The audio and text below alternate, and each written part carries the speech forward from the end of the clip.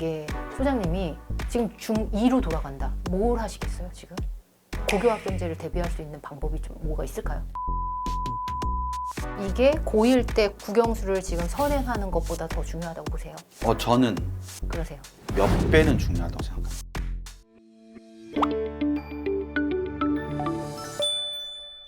고교학점제는 궁극적으로는 뭐 여러 얘기들 뭐 얼마 전에 발표도 있었고 부총리께서 발표도 하셨는데 학점을 따야 뭐 졸업을 한다 뭐 이런 모든 걸 떠나서 제가 생각하기에 고교학점제의 입시적인 포인트는 성취평가제의 확대입니다. 네. 그러니까 상대평가제가 축소되고 성취평가제가 확대된다는 게 특징이다. 세부적으로 설명드리면 지금 현재 2015학년도 개정교육과정에서는 진로선택 과목만 성취평가제를 그렇죠. 실시하고 그러니까 더 정확히 말하면 성취평가제는 다 하죠. 다 하는데 학생부 표기를 진로선택 과목은 성취평가 결과만 표기를 하고 석자 등급은 표기하지 않는 방식을 취하고 있죠. 네.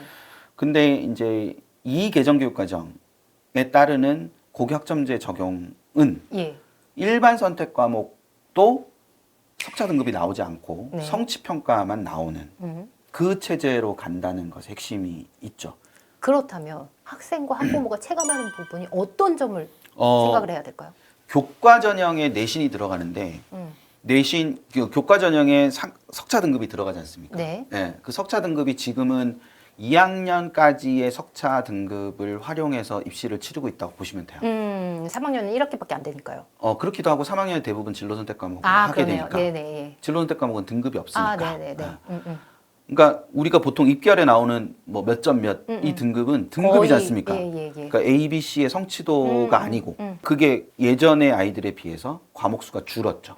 그리고 3학년 때 또는 2학년 후반에 만회할 수 있는 부분이 현저히 떨어졌죠. 이미 다 앞단에서 끝났으니까. 이제는 1학년 공통 과목밖에 없다는 얘기예요. 그러니까요. 지금도 카더라가 이렇게 너무 많이 쏟아져 나오거든요. 1학년 때 결정된다. 그러니까 1학년 때 결정되니까 중학교 때부터 준비해야 된다.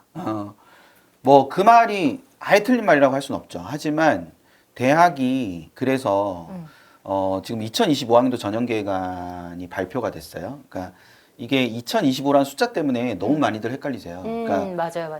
고교 학점제는 2025학년도에 고1이 되는 아이들이어서 2028학년도 입시입니다. 그러니까 현재 중2죠. 예, 2025학년도 전형계획안은 지금 고2들 얘기예요. 예, 그 2025학년도 전형계획안에 대학들의 그런 고민이 엄청 많이 반영이 됐는데 고민한 적이 있어요? 예, 그게 뭐냐면 진로 선택 과목에 평가를 하지 않던 대학들이 진로 선택 과목을 평가하는 걸로 바뀌었고요. 네. 그러니까 교과 전형에서 2024학년도까지는 석차 등급만 반영을 하다가 진로 선택 과목의 성취도를 A, B, C를 등급 취한하거나 점수 취한해서 반영하는 대학이 늘었고요. 그리고 교과 전형이지만 진로 선택 과목에 정성 평가가 들어가는 대학들이 늘은 거죠. 그러니까 이 부분이 고교 학점제 이후에 대학들의 태도나 이런 것들을 볼 수 있는 한 단면일 수도 있다고 생각이 됩니다. 이렇게 했었을 때 어떤 부분을 보완할까 지금 대학들도 고민을 하고 있는 거네요. 예, 앞으로 3년이나 더 실험해볼 여지가 있습니다. 그러네요. 그러면 이번에는 정성평가해가지고 그 세특의 내용들을 보고 이런 애들을 뽑아서 걔들 학점을 보니까 우리 잘 뽑았네? 그러면 이제 2028학년도도 그렇게 뽑는 거예요. 세특으로 늘린다든지. 네. 그리고 2025학년도에 그렇게 뽑았는데 이게 좀 잘못 뽑은 것 같은데 그럼 2026학년도 좀 기준을 좀 바꿔볼 수 있지 않습니까? 정성평가니까. 대학들은 반드시 고민할 거다. 움직임이 있을 거다라는 그리고 말씀이시죠. 2022학년도 통합수능되면서 너무 호되게 튀어서 그러니까 수능이 바뀐다고 뭐 특별히 바뀌겠어? 했다가 애들이 대거 최저 못 맞추고 또 미기과 선택자들이 인문계열에 많이 넘어왔는데 얘네가 2학년 때 학교 안 나오고 딴 학교 가 있고 자퇴하고 이런 사태들이 벌어지다 보니까 대학들이 이제 미리 준비하자. 실험을 해보자. 2025란 숫자에 현혹돼. 만약에 이런 실험을 하다가 아니야 답을 못 찾았어. 그럼 대학별고사 각자 대학들도 이런 부분을 이 부분까지 고민을 할까요? 대학별고사는 정부에 허락이 있어야 되는 거라서 네네. 대학들이 선택하기는 쉽지 않을 거예요. 어쩌면 뭐 고대가 2025학년도에 논술 부활하는 것도 그러니까 논술 그 부활하는 맞아요. 7년 만에 부활하잖아요. 그 인원을 교과에서 갖고 왔거든요. 학초에서 가져왔거든요. 그러면 소장님, 지금 중학생 2학년, 3학년이다. 앞으로 이런 변화가 있을 거라고 하더라도 이거 지금 상황에서 대비할 수 있는 부분은 사실 지금 부분에서는 이제 있을까요? 그렇게 그런 갈 수 부분은? 있다는 생각을 네. 알고는 계셔야죠. 1차적으로. 네, 근데 음. 그게 하나고 두 번째는 그래서 어떤 고등학교를 가는 게 좋으냐. 그 어떤 고등학교를 연결이 가느냐 되죠. 네네. 좋으냐를 생각을 했을 때 네. 어떤 고등학교를 가느냐보다 왜 그 고등학교를 가려 하느냐가 더 중요한 거죠. 그건 어떤 의미죠? 그러니까 자사고가 좋아요, 외고가 좋아요, 뭐 이렇게 그러면 네네네. 왜 가려고 하세요라고 대놓고 싶어요. 거기 가서 어떻게 하려는 게 더 예, 예, 중요하다. 그러니까 자사고는 왜 가려고 하세요? 그 자사고는 수능 대비를 잘해주니까 가려고 하는데요. 가세요. 음. 예. 근데 뭐 자사고는 뭐 내신을 따기가 그래도 쉬워진다는데요. 그럴까요? 라는 의문이 들고. 그러니까, 예, 예. 그러니까 그 학교를 왜 가려고 하느냐가 예. 되게 중요한 포인트라는 거죠. 네. 그러니까 그 학교기 때문에 입시에 유리하지 않아요. 네. 자사고에서 입시에적 유리함을 맛보는 친구들은 많이 잡으면 50%? 예. 근데 또 이런 얘기 있잖아요. 거기서의 설치된 그 수업이 너무 다르니까 이걸 어떻게든 활용해야 된다는 측면도 있거든요. 예, 그 부분을 그쵸. 고려하실 거거든요. 예, 그러면 그 수업을 해서 두각을 우리 아이가 나타내야 대학에서 보지 않을까요? 그렇죠. 예, 예. 예, 그러니까 그 수업을 들었다는 것만으로 뽑지 않습니다. 그 시기는 지났습니다. 네. 그 수업을 들었기 네, 때문에 네, 뽑는 네. 시기는 지났어요. 음. 대학마다 기준이 있을 수 있죠. 네, 네. 요 수업을 갖고 있는 학교는 대한민국에 2개밖에 없어. 그러니까 이 둘 중에 한 학교일 거야. 그건 알 수 있어요, 대학도. 네네. 예. 근데 A 대학은 그런데 이 수업에서 이 정도의 성취도를 갖고 있는 애만 우린 뽑을 거야. B 대학은 그거보다 낮은 수준을 요구할 수도 있고 더 네네. 높은 수준을 요구할 네네. 수도 있고 그럴 수 있죠. 얼마든지 그럴 수 있어요. 근데 그 성취 수준이라는 게 그 수업을 들은 70%, 80%의 성취 수준이 아닐 거라는 거죠. 제 생각에. 예. 그냥 합리적으로 생각을 해도. 네네. 네. 그게 일정 부분의 수준에 있을 거라는 거죠. 그렇죠. 그러면 그 친구가 거기를 가서 그 수준에 도달을 해야 되지 않습니까? 그렇죠. 근데 지금의 많은 학생, 학부모님들의 고민은 그 학교를 갔으니까 됐다거든요. 고교학점제의 의미가 아이들의 진로 역량을 좀 일찍부터 개발하고 다양한 수업을 들으면서 좀 찾고 근데 대부분 진로를 잘 모르거든요, 아이들이. 그렇죠. 진로 그래서 또 중학교 때부터 진로를 좀 일찍부터 생각해야 되냐 이런 얘기가 돌고 있는데 전공 적합성이라는 표현 자체를 좀 부담스러워하는 게 있는 것 같습니다. 대학들이. 그러니까 전공 적합성이라는 것 자체가 마치 어떤 전공 꼭 짜맞춘 인재상처럼 그런 게 있어서 대학들이 그래서 진로 역량이라는 이름으로 바꾼 거거든요. 평가요소 자체를. 그러니까 대학이 강조하는 건 탐색 노력이 있느냐입니다. 그러니까 어떤 친구가 고등학교 1학년 때 변호사가 되고 싶었어요. 네. 그러면 1학년 때 학생부는 변호사와 관련된 내용이 거를 채워줬겠죠. 있어야 우리가 생각할 때 정상적인 거죠. 네네. 근데 2학년에 와서 변호사를 하다 보니까 변호사는 너무 범위가 넓고 내가 뭐 어떤 분야의 변호를 하는 걸 좋아하지? 뭐 이렇게 막 보다 보니까 뭐 예를 들어서 뭐 지적재산권 분쟁이나 이런 거에 굉장히 흥미를 느꼈다. 지적재산권 분쟁이나 이런 것들을 알려면 이건 뭐와 관련되지? 그럼 이거를 경제적인 수치로 환산해서 뭐 이런 걸 하는 거니까 경제 쪽을 좀 준비를 해볼까? 뭐 이런 생각을 하게 됐어요. 네네. 그래서 경제 쪽을 하겠다라고 생각을 했다면 진로 탐색 의지가 있다는 건 그런 경제적인 걸 하기 위해서는 어떤 책을 봐야 되고 또는 어떤 활동을 하는 게 좋은지 해서 1학년 때 활동이 바뀌는 거예요. 예. 그게 초점인 거죠. 바뀌었기 때문에 안 되는 게 아니라 바뀌는 게 자연스러운 거다. 오히려. 오히려 그럴 수도 있죠. 근데 바뀌어서 행동이 안 바뀌었기 때문에 떨어지는 거지. 바뀌어서 꿈이 바뀌어서 떨어지지 않아요.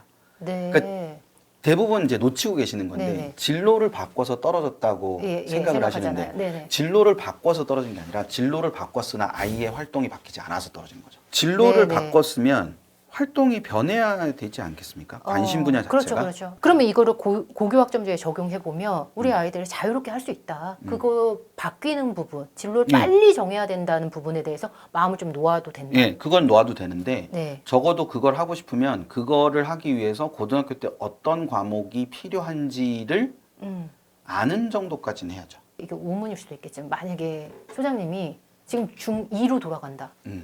뭘 하시겠어요, 지금? 고교학점제를 대비할 수 있는 방법이 좀 뭐가 있을까요?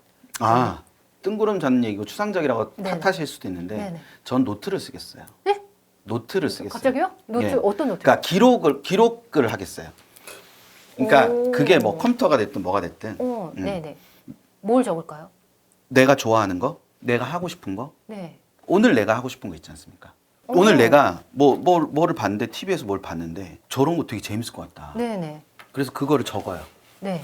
그리고 내일 그걸 다시 보면서 네. 요거를 인터넷 검색을 해봐요.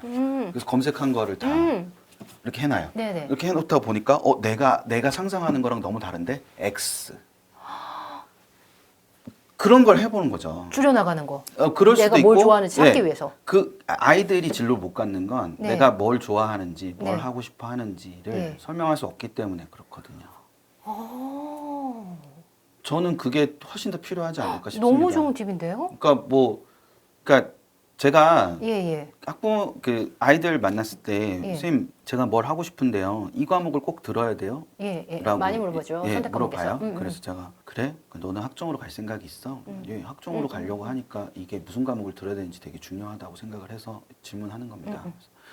그럼 제가 그냥 되게 단호하게 넌 학종을 못 갈 것 같아. 학종으로 가겠다는 아이가 예. 그 학과를 가기 위해서 뭘 배워야 되는지 모른다면 의미가 없다. 예. 네. 근데 그걸 배워야 되는 건 아는데 이게 어려울 것 같아서 저걸 하고 싶어서 그래요라고 부연 설명을 해요. 네. 그러면 저는 거기 가서 예. 제일 높은 등급을 받아. 오. 그러니까 여기서 B를 받는 것과 네네. 거길 가서 A를. A를 받는 거는 네. 네. 같은 값일 수 있다. 물론 여기서 A를 받는 거한테는 뒤지겠죠. 네. 여기서 B를 받으나 저기 가서 A를 받으나. 근데 저기 가서 B를 받으면 최악이다. 여기서 A, B는 학업 네. 역량이잖아요. 네네. 사실은. 그러니까 이 A를 받는다는 건 학업 역량이 있기는 하다는 거잖아요. 네네. 근데 우리 과에 꼭 필요한 거는 배우질 않았네가 되는 거잖아요. 그럼 그거를 다른 활동들이나 학생부의 서술로 그 학과에 관심이 많다는 건 설명해 줄 수 있지만 여기로 갔는데 B를 받으면 학업 역량이 없는 게 그냥 돼버리는 거예요. 그렇죠. 예. 근데 여기 꼭 필요한 과목에서 선택을 하고 B를 받았다. 그러면 이 친구는 관심은 있으나 학업 역량이 없구나가 되는 거잖아요. 그런 게 안 되는 거는 내가 뭘 좋아하는지, 뭘 하고 싶어 하는지, 네네. 또는 어디에 관심이 있는지. 예. 더 나아가서는 관심이 있고 적극적인 행동으로 이어질 수 있느냐 없느냐가 고교학점들은 되게 중요하거든요. 그러니까 선택형 수업이라는 게 뭐예요? 내가 어떤 걸 할 때 내가 선택을 한다는 거잖아요. 네네. 그러면 선택이라는 행위는 굉장히 능동적인 행위지 않습니까? 제가 좀 전에 얘기했던 거에서 선택하는 게 아니라 버리는 거라고 했는데 버리는 굉장히 수동적인 행위거든요. 네네. 근데 원서는 그렇게 쓸 수밖에 없는 거지만 어떤 수업을 듣는 거는 굉장히 능동적인 행위로 이루어져야 되는 거고 그런 능동적인 행위로 이루어질 수 있으려면 궁극적으로 내가 그런 태도를 갖고 있어야 되는 거거든요. 그러면 중학교 때부터 이미 그런 연습을 하는 거죠. 나는 오늘 이런 거에 관심이 생겼는데 그럼 관심이 생겼다고 끝나지 않고 이건 왜 이렇지? 그 습관을 들이는 거죠. 이게 고1 때 국영수 상대평가니까 네. 국영수를 지금 선행하는 것보다 더 중요하다고 보세요.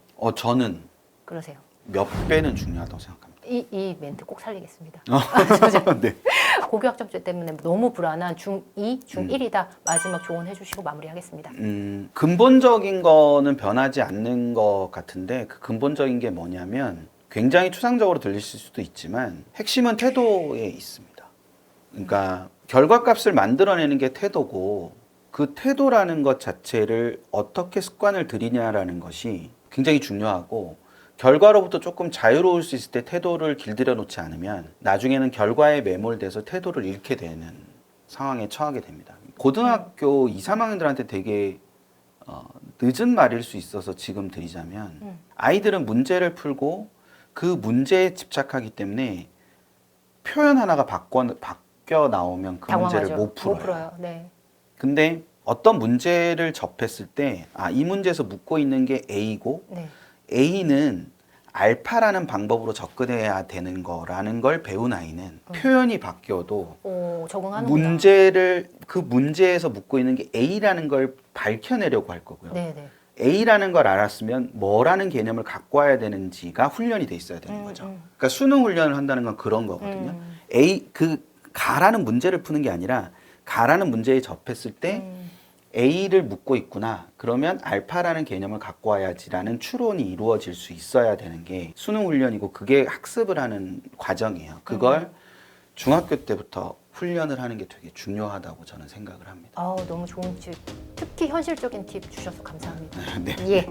네, 오늘 김병진 소장님의 말씀이 대변화를 놓고 고민하는 많은 수험생과 그리고 중2 학생들 그리고 학부모님들을 위해서 귀한 조언 됐을 것 같습니다. 장시간 함께해 주셔서 감사합니다. 감사합니다.